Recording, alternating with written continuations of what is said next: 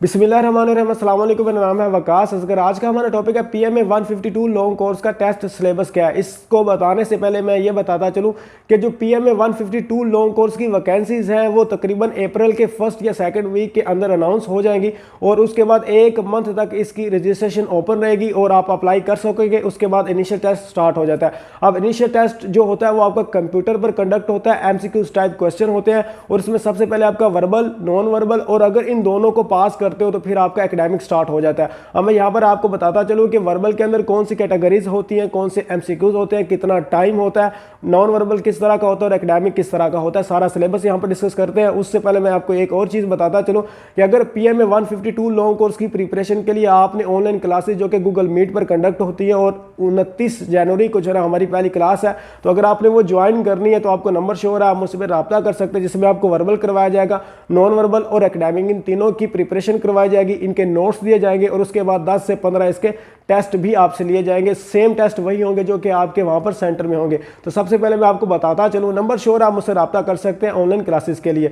तो जो आपकी होंगे सिलेबस वो ये है कि वर्बल के अंदर आपकी 15 कैटेगरीज होंगी, 15 कैटेगरीज के अंदर में से आपके 86 एमसीक्यूज आएंगे और 86 एमसीक्यूज को सॉल्व करने के लिए टिक मार्क ही होता है। तो आपको जो मिनट दिए जाएंगे वो 30 मिनट दिए जाएंगे। 30 मिनट के अंदर आप 86 एमसीक्यूज आपने करने हैं। कौन कौन सी कैटेगरीज होंगे, कौन कौन से क्वेश्चन होंगे, तो आपको मैं बताता चलूं।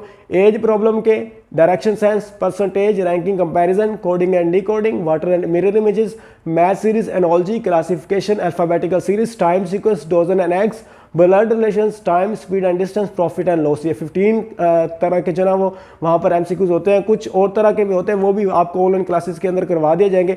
अगर उसके बाद ही फौरन नॉन वर्बल स्टार्ट हो जाता है, चाहे आप ये पास करते हो या नहीं करते हो, इसका रिजल्ट ही नहीं शो होता, तो फौरन जो है वो आपका नॉन वर्बल स्टार्ट हो जाता है। जब नॉन वर्बल आपका स्टार्ट होता है तो उसके बाद जी वहाँ पर 86 ही उसी के एमसीक्यूज होते हैं नॉन वर्बल के, और नॉन वर्बल के 86 एमसीक्यूज के बाद आप अगर इन दोनों को पास कर लेते हो तो फिर आपका एकेडमिक स्टार्ट हो जाता है। एकेडमिक का जो सिलेबस है उसमें आपकी मैथ होती है, इंग्लिश होती है, जीके होता है, जनरल नॉलेज होता है, फिजिक्स और केमिस्ट्री वगैरह नहीं होते, बस ये सारे सब्जेक्ट होते हैं और इस्लामिक स्टडी होता है। तो जो कि 50 एमसीक्यूज आपको दिए जाते हैं और आपके पास जो ना 30 मिनट का टाइम होता है, तो वो बड़े इजीली जो ना आप सोल्व कर लेते हो, लेकिन वो काफ़ी मुश्किल होते हैं, जनरल नॉलेज भी, मैथ भी और इंग्लिश भी। तो वो भी आपको ऑनलाइन क्लासेस के अंदर पढ़ाया जाएगा और अगर आपने कोई बात पूछने वाली है पूछ सकते हैं। और ये सिलेबस था, उसके बाद मैं आपको कुछ क्वेश्चंस भी करवा दूंगा। तो नंबर आपको शो हो रहा है, आप ऑनलाइन क्लासेस के लिए रब्ता कर सकते हैं, कोई बात पूछने वाली पूछ सकते हैं। मुझे दीजिए इजाज़त, अल्लाह हाफिज़।